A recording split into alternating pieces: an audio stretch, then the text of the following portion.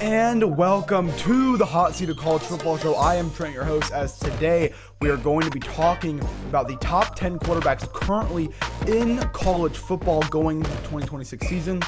This is going to be a little bit of a quick video just because of shortage of time, but I made a little graphic I want to talk about. So let's just jump straight into it. I don't got time. We got to do this video quickly.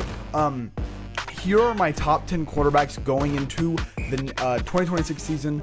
So first, I'll start off, before we get into this video, make sure to hit the subscribe button. We're so close to 200 subscribers. Make sure you hit the like button. Liking the show is free. It costs nothing. And all my videos that get likes get promoted on YouTube the twice amount as normal videos. So make sure you are hitting the subscribe button. And then if you want to turn on the notification bell so you get a notification every single time I release a new video. I did my first live stream for the Super Bowl. If you watched that, thank you so much. It was awesome. We had like 200 people on over the entire stream. I think at like a peak of 10, which was really cool. But let's first talk about this. So I'll talk about some honorable mentions. So first I want to talk about Lenore Sellers from South Carolina. He had a decent year and he came back with Nick Herbert, Dylan Stewart. There was still talent on that roster. The next one was Penn State, and this is because it's basically Iowa State on steroids. They have all the seniors back. Rocco Beck, I think, is going to be a great quarterback under Matt Campbell. He was great in the Big 12. I think he'll be good in the Big 10, especially with a super easy schedule. People don't realize that Penn State might make the playoff at 11-1 or 10-2. Third is Josh Hoover from Indiana. I am not super high on Josh Hoover. A lot of people are. I'm not one of them. But I think he will be good under Kirk Cignetti. Another one is Gunnar Stockton out of Georgia. He is coming up for a senior year. So a lot of these senior quarterbacks that have a bunch of experience. Like Gunnar Stockton is a good quarterback. I just don't think I think he is not as good as Stetson Bennett, but he's like a Stetson Bennett. Next is Marcel Reed out of A&M. He was the first guy off of this list. I just want to see more consistency in the biggest games. And we saw him choke against the Miami game and then not do anything in the first half against South Carolina, and especially the Texas game. Some other guys didn't make this list: DeMond Williams out of Washington, DJ Lagway out of Baylor. So there are some other guys on here. But starting off at 10, and a little bit of a surprise, we have Mason Heinshell out of Pitt. And if you're a casual, you might not even recognize him.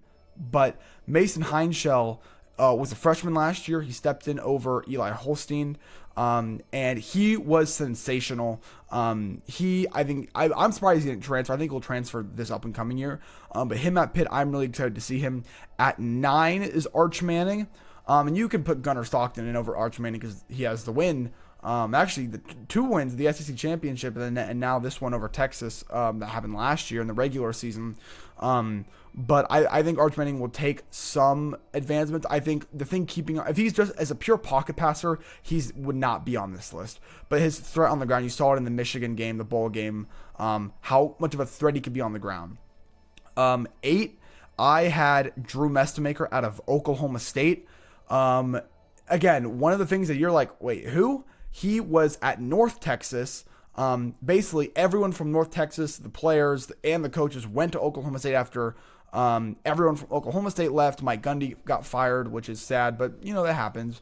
And I think under the offensive coordinator, I think they also got, because wherever he is, I think he discovered Cam Ward at Incarnate Word. He makes quarterbacks gel better than anyone I've ever seen. Maybe he's like up there with Lincoln Riley and Ryan Day. So I got Drew Mestemaker at 8, and he's like, Oklahoma State can make the playoff.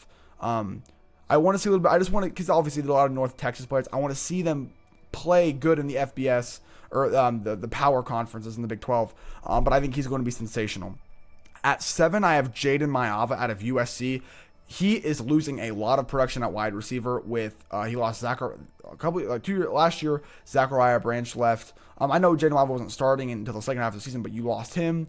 Makai Lemon's gone, and then there's another receiver there that's leaving. But Jaden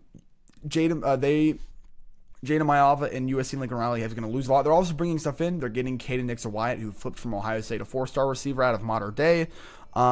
They had the number 1 recruiting class. So I think Jaden Maiava, even with losing a bunch, I think he might have a really productive season. At 6, I have CJ Carr. My only thing with CJ Carr is I question the weapons he has and how it's going to be able to help him develop. Obviously, quarterback's best friend is the offensive lineman, but receivers also really help. and I want to see a little bit. I thought Jaden Greathouse was going to be a lot better, and he was kind of a disappointment this year. So yeah, I really want to see with him. At 5 is John Mateer out of Oklahoma. I'm a little bit higher on John Mateer. I think he was great before the injury. He's going to be a senior coming back again for his second year under Ben Arbuckle and Oklahoma. Actually, I think Ben Arbuckle is still there. But yeah, I think John Mateer is going to. I think we were a year early on John Mateer. Because remember, John Mateer was supposed to be the Heisman guy. What Fernando was this year, that's what John Mateer was supposed to be in the preseason.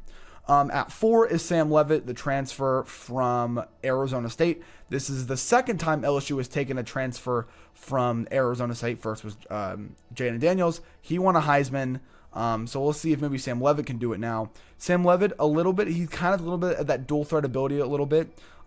He was decent at Arizona State.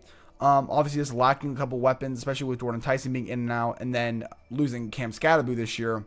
And he is a little bit injury prone, but I think under this offensive line for LSU, this rebuilt offensive line throughout the portal, and then, because remember, they got Jordan Seaton, and then having the receivers you're going to have and being under the offense of the Lane Kiffin.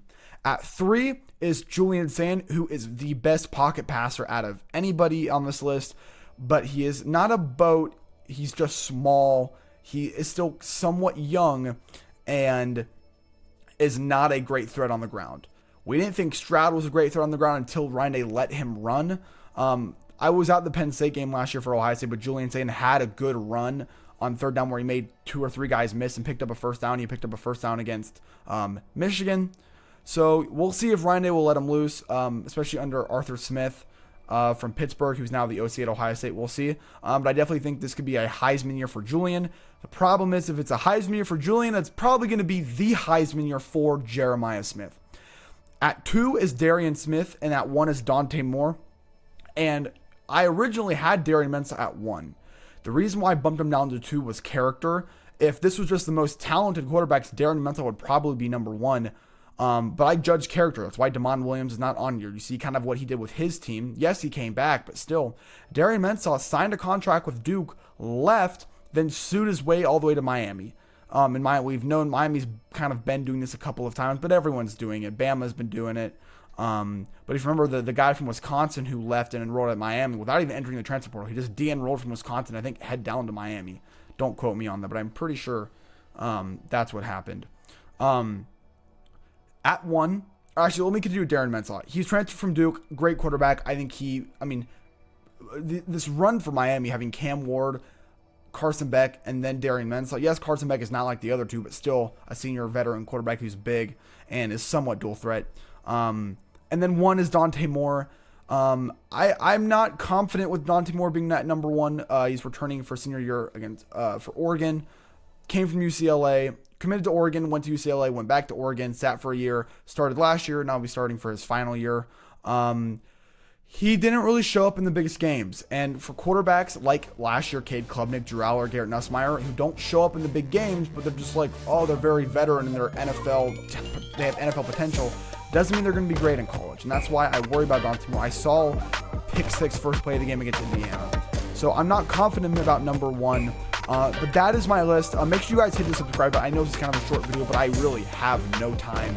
I hope you guys all enjoyed the video. I'll see you guys all tomorrow. I will be in Florida, so we'll be having the show on the road, but I'll see you guys all then. And as always, thank you.